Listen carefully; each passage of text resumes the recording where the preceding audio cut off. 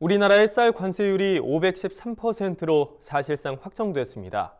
지난 2015년부터 진행돼온 쌀 관세율 검증이 마무리돼 당초 우리나라가 제시한 513%가 그대로 확정된 겁니다. 네, 국내 쌀 시장을 보호할 수준의 고율 관세를 지켜냈지만 주요 쌀 수출국에 저율 관세 할당, TRQ 물량의 국별 쿼터를 부여한 점은 다소 아픈 대목입니다. 보도에 윤슬기 기자입니다.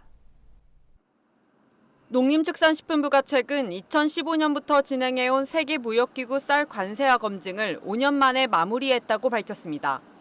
협의 결과 우리나라 쌀 관세율은 513%로 사실상 확정됐습니다. 당초 우리가 주장했던 쌀 관세율 513%를 그대로 유지하기로 상대국들과 최종 합의했기 때문입니다. 쌀 관세율 검증 협의의 발단은 1995년으로 거슬러 올라갑니다.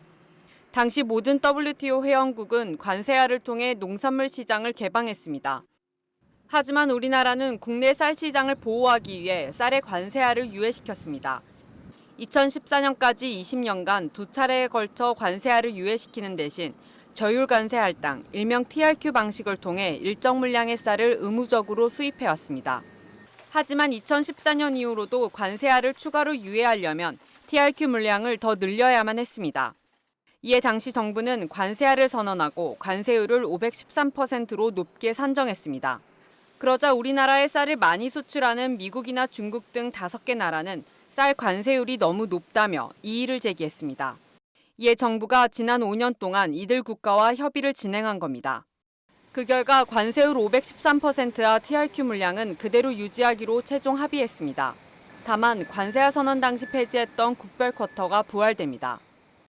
이번 협상은 잘한 것 같습니다. 우선 513%라는 높은 관세를 유지할 수 있었기 때문에 앞으로 쌀이 이 관세를 물고 들어오진 못할 것 같고요.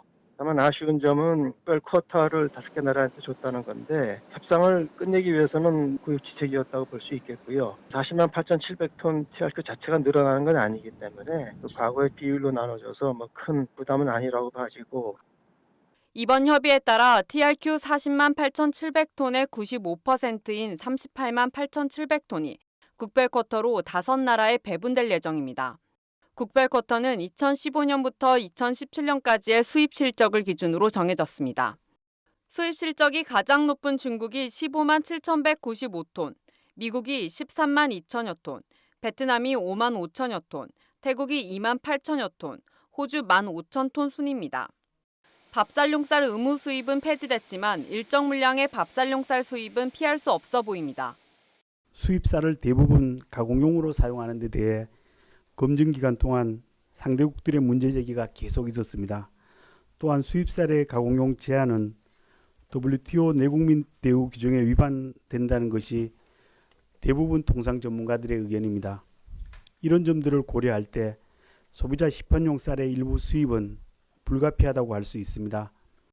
농민들은 513%의 높은 관세율을 언제까지 유지할 수 있을지 불안하다고 말합니다. 정부가 WTO 개도국 지위를 포기한 점이 향후 쌀 관세율에 영향을 주지 않을까 하는 우려 때문입니다. 농식품공산 관계자의 노력은 인정합니다. 하지만 협상 내용은 한시적인 조치에 불과하다고 우려가 되고 정부가 지난 10월 달에 WTO 개도국 지위를 포기했습니다. 후노 협상이 재개된다면 현재 513% 고율 관세를 유지하는 것도 실질적으로 불가능하다고 보여집니다. 이에 대해 정부는 쌀 관세하는 우루과이 라운드 협상 결과를 이행하는 것으로 차기 WTO 협상 결과가 적용될 때까지 513% 관세율은 그대로 유지된다고 설명합니다. 또한 현재로선 차기 협상이 언제 열릴지 알 수 없지만 만약 협상이 시작되더라도 국내 쌀 시장을 보호하기 위해 최대한 노력하겠다고 밝혔습니다. MBS 뉴스 윤슬기입니다.